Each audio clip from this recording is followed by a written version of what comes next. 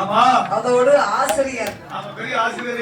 இந்த உலகத்திலே ஆமா, குருவுக்கும் குருவாக இருக்கணுமானா ஆமா, இது நம்ம செய்த ஒரு குடுப்பனை, ஒரு புண்ணியம் பதுக்கோங்க. ஆமா, ஒரு ஆசிரியராகவே இருந்தாலும் அந்த பிள்ளைகளை உருவாக்கி இந்த கலைகளையும் நாமல் விடக்கூடாது என்று ஒரு 5 10 பிள்ளைகளை உருவாக்கி இந்த கிராமிய கலை வில்லிசையை நாமல் படிக்க வேண்டும் என்று என்னுடைய கேசட் போட்டு கேட்டேன். அவன் கேட்டே அண்ணாவை கொடுத்துருக்காரு. ஆமா, அவனை குருவா நினைச்சு ஒரு நாள் 2 நாள் 3 நாள் தான் ட்ரைனிங் எடுத்தாரு. ஆமா, எனக்கு உலகமெல்லாம் பேரு புகழும் வியாதியும் பெற்று அவர் ஒரு ஸ்கூலே பள்ளிக்கூடமா வில்லிசை நடத்துறாரு. அது மட்டுமல்ல, ஆமா, நான் உருவாக்கினது அவர்களை மட்டும்தான். ஆமா, இன்னைக்கு நிறைய கலைஞர்களை அவங்களும் உருவாக்கிட்டு இருக்காங்க.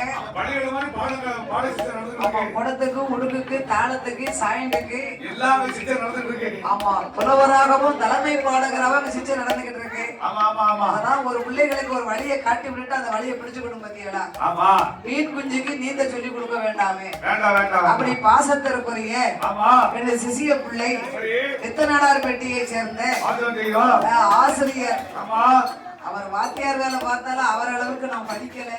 ஆமா, ஆமா, ஆகையினால நம்ம அம்மாளை ஆதரிக்க வேண்டும் என்று ஆமா, இந்த அலங்கார பந்தல் சிங்கார மேடையிலே நடையில பொன்குமார் பொன்குமார் வில்லிசை என்ன வில்லிசை தலைமை பாடகர் அவர்கள் சார்பாக நமக்கு கொண்டாட பண்ணது போது நாம் குருவை பார்த்து நாமல் வருஷரிக்க வேண்டும் என்று இருந்து இந்த அலங்கார பந்தல் சிங்கார மேடையிலே நடையில நம்ம வில்லுப்பாட்டு நீங்க தெரிஞ்ச உடனே சனி நேரம் லீவு பாத்தீங்களா? ஆமா, அதனால நம்ம கொஞ்ச நேரமாவது அம்மா கூட இருந்து நம்ம பணம் அடிக்கணும். வெட்டி பார்த்து வந்துருவோம்.